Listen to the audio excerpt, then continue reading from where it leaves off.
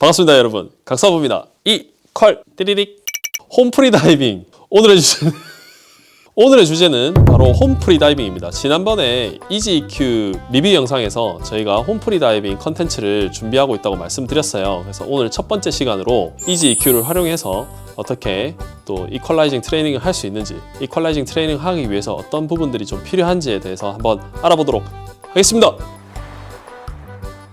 첫 컨텐츠가 왜 이퀄라이징인가에 대한 이유는 편안한 다이빙의 핵심이 바로 이퀄라이징이기 때문입니다. 다른 기술과 달리 부상 그리고 짧은 시간에 이 이퀄라이징에 대한 결정을 해야 됩니다. 그 다이빙 하는 중에, 그죠? 이퀄라이징만 잘 돼도 프리다이빙의 한 50%는 먹고 들어간다, 이런 말이 있습니다. 그래서 첫 번째 컨텐츠로 이퀄라이징을 한번 선택해봤고요. 또 프리다이빙에서 이퀄라이징이 어려운 이유가 있습니다. 눈에 보이지 않기 때문에 그렇습니다. 연습을 할 때도 또 강사님이나 옆에 다른 버디들이 얘기해 줄 때도 이퀄라이징에 대한 감각적인 부분을 말로 설명해야 되기 때문에 되게 어렵고요. 사람마다 미세 근육을 컨트롤하는 능력이 다 다르기 때문에 그래요. 뭐 혀를 움직인다거나 영구개를 움직인다거나 성문을 움직인다거나 이런 것들이 다 달라서 그렇거든요.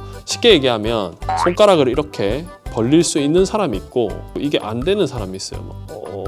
육상의 어떤 환경과 달리 물속은 이렇게 압력이라는 것이 있고 또 우리가 헤드 퍼스트로 내려가게 되면 근육들이 이렇게 긴장되고 특히 횡격막들이 이렇게 긴장을 더 많이 하기 때문에 이퀄라이징에 좀 적합하지 않은 상황이 됩니다. 그렇기 때문에 조금 힘들 수 있고요. 수심이 깊어질수록 공기가 지나다니는 모든 기관지들이 수축을 하고 폐도 마찬가지로 보일의 법칙에 의해서 수축하게 됩니다. 그러니까 이퀄라이징을 운영할 수 있는 공기의 절대적인 양 자체가 많이 줄어들다 보니 또 어려움이 있거든요. 자, 이런 부분들을 어떻게 이제 해결해야 되는가에 대해서 한번 얘기를 해보도록 하겠습니다. 어려운 점들을 하나씩 이제 해결한다면은 여러분들이 당연히 프리다이빙의 고수가 될 수 있다고 저는 100% 확신합니다. 지금부터 제가 말씀드리는 이 해결책들에 대해서 한번 잘 따라오면서 연습도 해보고 배워보는 시간을 가지도록 하겠습니다. 삐리릭. 원래 띠리릭인데 이걸 사람들이 삐리릭이라고 하더라고요. 네. 그 대부분의 문제점들은 이퀄라이징의 연습이 필수이고요. 또 이퀄라이징 연습의 필수인 또 이 이지EQ를 오늘도 한번 가지고 나와봤습니다. 이퀄라이징은 눈에 보이지 않기 때문에 어렵다라고 말씀드린 부분을 해결하기 위해서는 미세 근육들을 컨트롤하는 것을 자유자재로 사용할 수 있어야 됩니다. 내가 잘 하고 있는지 잘 안 되고 있는지 이게 알기가 좀 어렵거든요. 우선은 관련 영상 지금 현재 뜨고 있는 이 이퀄라이징 영상을 참조하셔서 연습을 좀 해보시고 이지EQ가 있으신 분들은 이지EQ를 가지고 이제 연습을 해보시면 되는데 모바일과 연결해서 한번 보여드리도록 하겠습니다. 자, 이지EQ 어플리케이션에 접속하시고요. 프리에 먼저 접속하십니다. 그리고 첫 번째로 보여드릴 게 바로 영구개가 열리고 성문이 닫힌 상태에서 제가 혀를 움직였을 때 압력이 어떻게 형성되는가를 한번 보여드리겠습니다.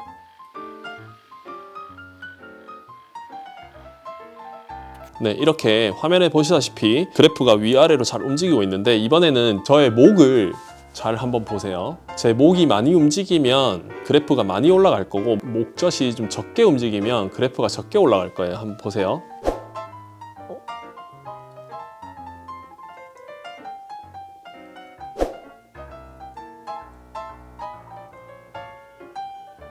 네, 이 의미는 뭐냐면 혀를 많이 내리고 많이 올릴수록 이 압력 변화가 심하고요. 혀를 조금 올리고 조금 내릴수록 압력 변화가 덜 하다는 겁니다. 영구개가 닫힌 상태에서 혀를 위아래로 한번 움직여 보도록 하겠습니다.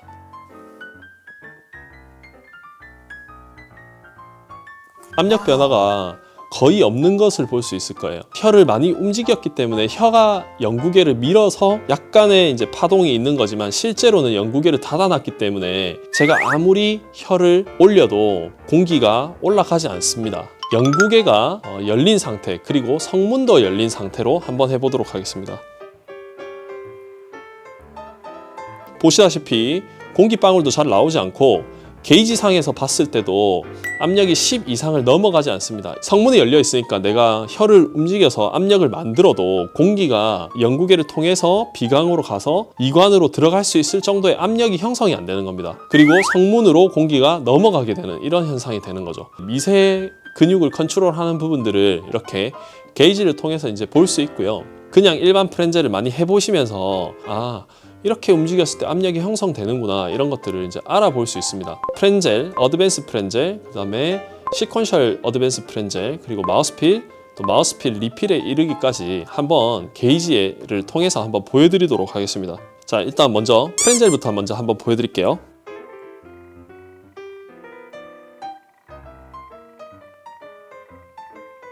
이렇게 하면 이제 프렌젤이 되겠습니다. 그 다음에 어드밴스 프렌젤 그래프를 한번 보여드리겠습니다.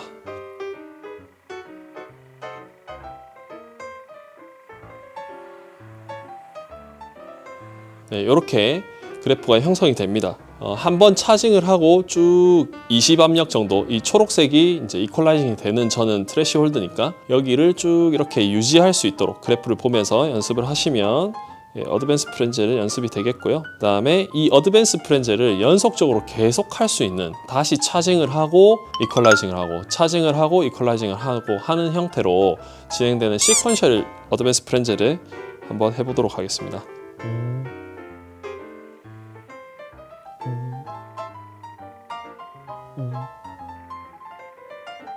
이렇게 그래프상에 보시다시피 제가 하는 소리가 날 때는 다시 차징을 하는 구간이고요. 그때 그래프가 이렇게 쭉 떨어집니다. 그리고 나서 다시 이퀄라이징이 되는 압력까지만 제가 압력을 줬을 때 20 정도까지 이렇게 딱 올라가서 이퀄라이징이 잘 되는 것을 보실 수 있었을 거예요. 마우스필을 한번 해보도록 하겠습니다. 마우스필은 한번 차징하고 그 다음에 다시 리필이 없습니다. 마우스필을 연습하실 때는 가급적이면 날숨 상태에서 연습을 해보시기를 권장드립니다. 왜냐하면 마우스필 차징을 하고 나면 한 30m 가까이 이미 도달하기 때문에 RV 상태가 되실 거예요. 그래서 RV 상태에 가까운 날숨 상태를 해놓고 차징을 해서 해보시면 실제 다이빙과 느낌을 유사하게 받을 수 있습니다. 자, 한번 해보겠습니다.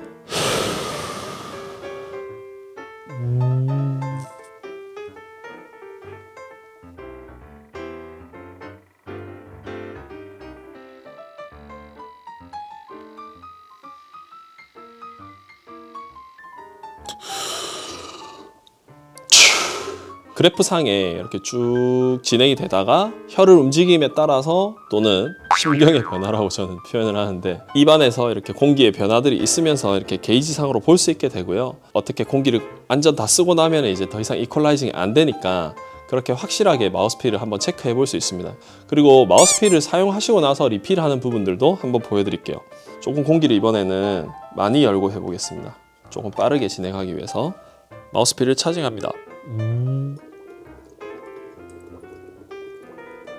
이렇게 하다가 조금 써졌어요, 그죠? 공기가. 보통 마우스필 리필은 마우스필을 조금 일찍 시행하고 25m 알람을 듣거나 아니면은 25m를 지나가는 상황에서 다시 한 번 더 채웁니다. 근데 이거를 보통 사용할 때는 너무 많이 처음부터 채우려고 하면 좀 부담스럽기 때문에 약간 끊어서 채운다라는 느낌도 있거든요. 그래서 한번 보시면 이렇게 하면 됩니다.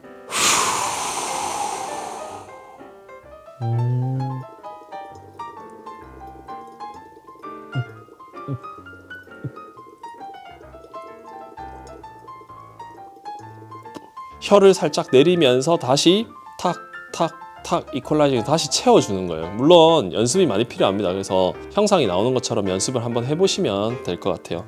한 번 더 해보겠습니다.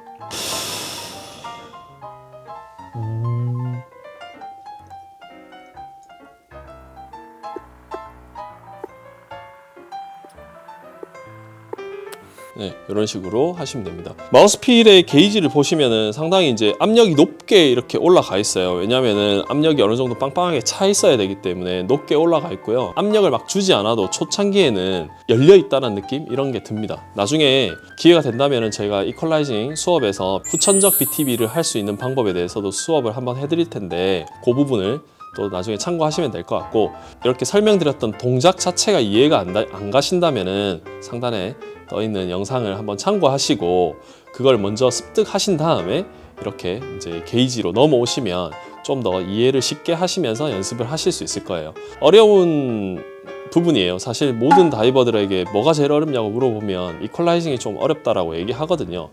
그리고 이제 두 번째 어려웠던 이유에 대해서 말씀을 드리자면, 감각적인 부분을 말로 표현해야 되기 때문이라고 말씀을 드렸어요. 자, 위에 보셨던 이런 그래프 움직이는 것들을 만약에 말로 다 표현을 해야 된다고 하면은 뭐 사실 표현할 수 있는 방법이 없어요. 그렇다 보니까 EasyEQ 같은 이런 이퀄라이징을 트레이닝할 수 있는 툴이 있기 전에는 사실상 60m 다이버, 뭐 70m 다이버들이 되게 귀했습니다. 이제 트레이닝을 하는 트레이닝 방법들도 되게 많이 개발이 됐지만 이 이퀄라이징을 실제로 내가 머리로 이해하고 또 실행을 이렇게 계속 연속적으로 해볼 수 있게 됨으로써 좀 깊은 수심을 가는 다이버들이 많이 늘어났거든요. 물속에서 우리가 이퀄라이징을 하게 되면 빠른 시간에 이제 판단을 해야 되고 안 되면 올라와야 돼요. 안 그러면은 부상을 당할 수 있기 때문에. 그래서 이퀄라이징을 연습할 수 있는 방법 자체가 그렇게 많지 않았어요. EasyEQ와 같은 툴이 생김으로 인해서 트레이닝 했던 것과 실제 다이빙과 이렇게 연결해 볼 수 있음으로 인해서 되게 편해졌다라고 생각합니다. 그리고 세 번째는 사람마다 이 미세 근육을 컨트롤하는 능력이 다르기 때문이다 라고 이제 말씀드렸는데, 이 부분에 대해서 뭐 해결할 수 있는 방법은 어쩔 수 없습니다. 많이 연습해보고 하시는 게 제일 좋고, 또 EasyEQ 영상이나 또는 이퀄벤트 영상이나 이런 것들을 보시면서 계속 연습을 하시는 것을 추천드립니다. 그리고 네 번째로 육상과 물속의 환경이 다르기 때문에 신체가 느끼는 환경 자체가 다른 겁니다. 어떤 근육의 긴장이라든지 이런 부분들이 일어난다고 했어요. 육상에서 이퀄이 잘 되는데 물에만 가면 잘 되지 않는다라고 하는 분들이 있거든요. 자, 이런 분들은 어떻게 보면 초보 단계일 수 있어요. 공기가 사실 이제 위로 올라가려고 하는 성질이 있습니다. 선 상태나 아니면은 편안하게 누운 상태에서는 이퀄라이징이 잘 됩니다. 근데 헤드 퍼스트가 된 상태에서는 내가 공기를 밀었을 때 실제로 공기는 폐방향 쪽으로 더 많이 움직이려고 할 거예요. 그랬을 때 완벽하게 이퀄라이징을 하지 않으면 이퀄라이징 실패가 잘 일어난다, 그런 부분들이 있습니다.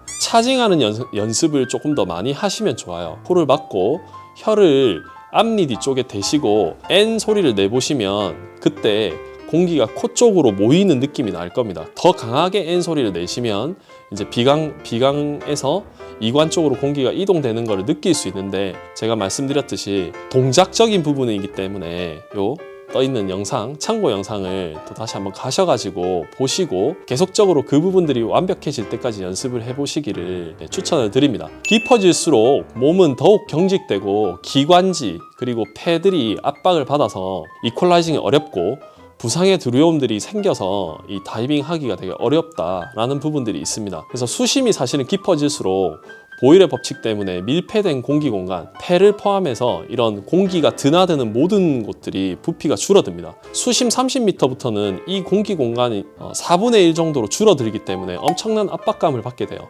그리고 이 부족한 공기 때문에 다이버들이 이제 이퀄라이징을 시행하기도 좀 어렵고, 그리고 그 압박감 때문에 공포감도 느끼게 돼요. 부상을 당할 것 같다, 아니면 이런 쪼임 같은 느낌을 처음 받아본다, 이렇기 때문에 대부분 그 수심에서 이렇게 많이 정체되는 경우들이 있어요. 근데 이 부분을 이제 해결하기 위해서는 요소 4가지가 있습니다. 첫 번째는 스트레칭을 통해서 여러분들이 유연성을 높이고 명상을 통해서 이 집중력을 높여야 됩니다. 스트레칭을 하게 되면은 몸들이 이렇게 편안하게 조금 더 많이 수축되더라도 좀 덜 압박감을 받으실 거예요. 명상을 많이 하시면 여러분들이 이제 이퀄라이징에 집중하실 수 있고 릴렉스에 또 집중하실 수 있기 때문에 그 두 가지를 같이 병행해서 연습을 하셔야 됩니다. 날숨, 흉곽 스트레칭을 주기적으로 많이 하셔야 됩니다. 이거 스트레칭하고도 비슷하지만 실제로는 이제 호흡근들을 유연성 있게 이렇게 해주시는 부분들이거든요. 특히 이제 횡령막이랑 늑강근, 그리고 이런 흉쇄유돌근, 승모근 같은 것들, 이 호흡에 관련되어 있는 근육들 있잖아요. 우리가 호흡을 들여 마실 때 실제로 횡령막만 쓰는 건 아니고 전체적인 이 흉부에 있는 근육들을 거의 대부분 다 쓰게 되거든요. 걔들이 또 유연해지면은 당연히 프리다이빙 하는데 엄청 도움이 많이 될 거고요. 또 세 번째는 육상에서 이제 이 이퀄라이징을 시뮬레이션 해보셔야 됩니다. 그래서 시뮬레이션 트레이닝을 많이 해보셔야 되는데, 날숨 상태에서 이퀄라이징을 하는 것인데 흉곽의 부피가 마치 이제 물에 들어가 있는 것처럼 완전 날숨한 상태에서 내가 마지막 공기를 살짝 끌어올려서 그걸 가지고 이퀄라이징 해본다든지, 마우스필 또는 어드밴스 프렌젤 연습할 때처럼 공기가 계속 나가는 상태에서 육지, 이 드라이 상태에서 계속 연습해 보셔야 돼요. 왜냐면 드라이 상태에서 그냥 이퀄라이징만 연습하신다면 내 폐가 완전 가득 차 있는 상태이기 때문에 얼마든지 공기가 많아서 이퀄라이징이 잘 되거든요. 실제 다이버들이 이제 30m 이하에서 이퀄라이징 하려고 하면은 그 공기를 운영하는 능력이 되게 많이 필요합니다. 그렇기 때문에 이 시뮬레이션 하는 부분에 대해서 좀 강조를 드리고 싶고요. 이 시뮬레이션 부분은 이제 다음 컨텐츠 홈 프리다이빙 스트레칭 부분과 연결해서 이제 여러분들에게 상세하게 또 설명을 한번 드릴 수 있도록 할게요. 마지막으로 이렇게 날숨을 통해서 이제 이퀄라이징을 연습을 했던 것을 날숨 다이빙을 통해서 또 연습을 하시면 낮은 물에서 여러분들이 충분히 깊은 물에 대한 시뮬레이션 다이빙을 또 할 수 있습니다. 자, 이 부분은 우리가 2월 달부터 이제 코로나가 조금 만약에 조용해진다면 K26 이 잠수풀에서 이런 날숨 프리다이빙에 대해서 한번 또 강의도 하고 세미나도 하고 또 스페셜티 교육도 할 예정이니까 그때 여러분들과 같이 한번 해볼 수 있도록 하고요. 아까 말씀드린 스트레칭, 명상, 그 날숨 관련돼서 연습하는 이퀄라이징 시뮬레이션 같은 것들은 홈 프리다이빙 트레이닝의 다음 편인 스트레칭 편에서 여러분들과 같이 한번 트레이닝 해볼 수 있도록 하겠습니다. 이상입니다. 이퀄! 띠리릭